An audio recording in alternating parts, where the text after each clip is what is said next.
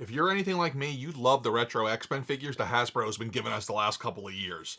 Those gold and purple card backs just ooze old school toy biz nostalgia, and they bring me back to a more civilized age. I'm hoping and praying that we see more figures released on the retro card this year, and these are the 10 figures I want to see the most. What's up everybody, my name's Matt, sometimes called Big Nerdy, and this is Nerdzoic! Today we're talking about Marvel Legends, specifically retro-carded X-Men Legends, and we're making a wish list. Don't forget to go down in the comments and let me know what figures you want to see most re-released or released on a retro card. And a quick shout out to our shadowy Hasbro overlords. I hope you're watching this video and I hope you're using the suggestions. And then let me know where I can send my invoice for marketing consulting fees. A lot of you get frustrated when a wish list comes out that has a lot of remakes, but I'm being realistic here because that's what the retro line is for. Many of the figures on this list have either not been perfected or are just totally overpriced on the aftermarket. I had a really hard time getting this list down to 10, so here are some quick honorable mentions that are probably not going to be so quick. Honorable mention number 1 is Banshee, who we've not gotten a figure of since '06. The cool thing about Banshee is his mutation allows him to use his voice as a weapon, much like my wife.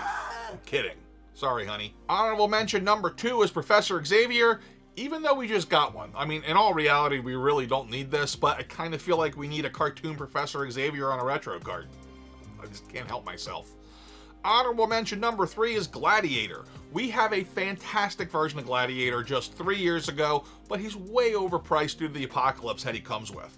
Give us the same one and re-release him. Honorable mention number 4 is Empress Lilandra. Lilandra. I have no idea if I'm saying that right. But as far as I can tell, we've never gotten one, possibly ever. I couldn't find one anywhere. So I think it's probably time we get one. Coming in at number 10 is Wolverine, first appearing in Incredible Hulk 181 all the way back in 1974. This is most casual fans' favorite X-Man. Let's face it, we have seen many Wolverines. We've even gotten Wolverines on retro cards, but we have never gotten a Tiger Stripe Wolverine on a retro card. We did just get one a few years ago, and it was really well done. It was part of the Apocalypse Build-A-Figure wave, and it's going for around $44. But here's the thing, why stop with just one Logan when you can have two? I would love to get another Wolverine, and that is a street clothes Wolverine. Just like the one we got in the 90s, I remember having this, and I think we need it.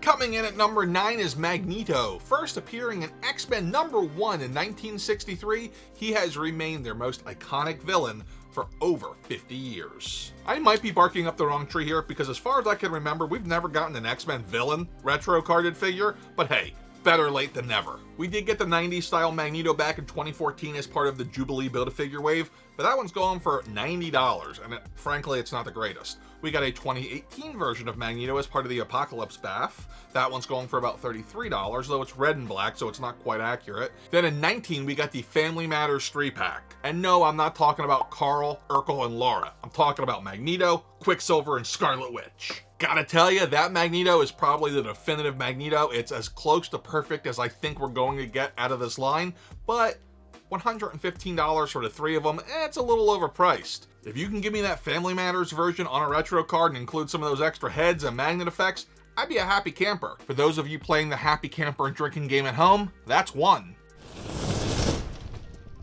Coming in at number 8 is Omega Red, first appearing in X-Men number 4 in 1992. He is a villain created by Jim Lee and John Byrne and has quite possibly one of the best backstories ever. He's a serial killer from Soviet Russia. That's pretty good.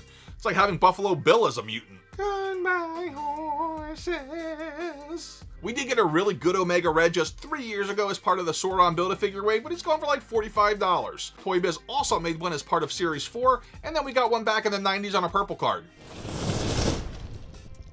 Coming in at number 7 is Kitty Pryde, first appearing in Uncanny X-Men number 129 back in 1980. She is also known as the Shadow Cat and has a phasing ability that allows her to literally walk through walls while simultaneously pissing off the Juggernaut. Ironically, the best version of this came as part of a Juggernaut BAF, so she pisses him off and she has a part of him. Kind of like a meta thing going on there. That version's really good, but it's going for $65. The other good version we got came back during the Toy Biz era. That one's even $51 at best because it comes with a piece of the awesome Giant Man Build-A-Figure. Coming in at number 6 is the Phoenix and the Dark Phoenix. because I can't decide and both are stupid expensive. Let's first talk about the Dark Phoenix, first appearing in 1980's Uncanny X-Men number 129. This was the storyline that got me hooked into this world, basically, when I saw it during the X-Men cartoon. The current best version of this is from the Toys R Us exclusive Phoenix Cyclops 2-pack, but that baby's going for $200. We ain't touching that thing unless we want to, you know, invest some heavy money in some plastic.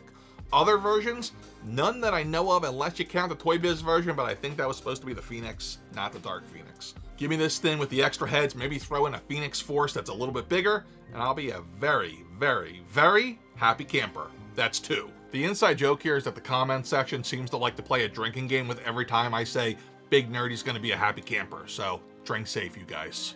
Now the Phoenix, aka Jean Grey, she first appeared in 1977, and again, this was the cartoon storyline that got me hooked. The best version of this we got came from the 2016 Juggernaut Build-A-Figure wave, and it's not that expensive, only $37. We also got the Toy Biz version that I already said. I don't know if that's supposed to be a dark or a light Phoenix. Coming in at number 5 is Mystique. First appearing in Ms. Marvel number 16 back in 1978 as a scantily clad shapeshifter. The best version of this actually came out just 2 years ago as a Walgreens exclusive that most people couldn't find, and now it's going for $54.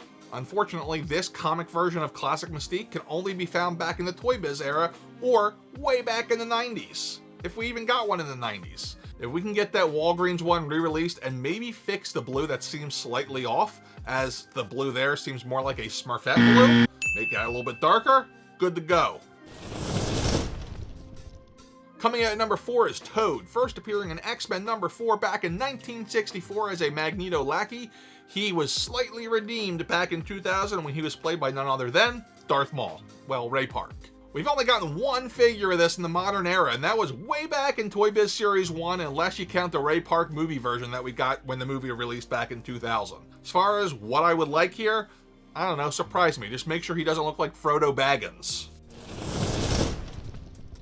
Coming in at number 3 is Cyclops, first appearing in X-Men number 1. He is one of the first 5 X-Men, along with Jean Grey, Beast, Angel, and Iceman, and he is currently way overpriced. And some of you might be saying, Big Nerdy, we already got one of these on a retro card, but no! We need a Jim Lee one. I know, shocker, right? Listen, here's the thing. The 2017 Adam Warlock Build-A-Figure version, $63. The Love Triangle version, which you gotta sacrifice him having a jacket on, even that's gonna be about $100 for the 3-pack. He is perfect to get on a retro card. Plus, it gives Hasbro a chance to fix the fact that his yellow belt on the Warlock version is like completely off color compared to the rest of him. Coming in at number 2 is the Beast, first appearing in X-Men number 1 in 1963. He is another member of the original aforementioned X-Men team. That's like the 3rd one on this list if I'm counting correctly. What I'm looking for here is a blue cartoon style Beast. We got one just last year, I think, was part of the Caliban Build-A-Figure wave, but it's going for $62. And we didn't get a good smiley face, we just got angry face Beast. I would love a new Beast with 2 faces. We did get a really good one as part of Series 4 of Toy Biz, and for a long time that was really good, but frankly it doesn't hold up at this point. Also, for you mid-80s kids, is it just me or does Cartoon Beast look a lot like a certain ghost-busting gorilla? Coming in at number 1 is the Blob. First appearing in X-Men number 3 back in 1964, the Blob is a figure that fans have been clamoring for to get a re-release for years. Personally, my favorite Blob moment is when he tried to eat Mini-Me back in Austin Powers 2. Get in my belly! Different Blob. Currently, the only Blob we've gotten this millennium is the 2007 Build-A-Figure, which is going to cost you around $225 to put together or buy complete. Now that you're done watching this video, check out this video right here, where you can see my wish list for Spider-Man figures, specifically Spider-Man retro figures. Till next time, be cool, stay nerdy. Later!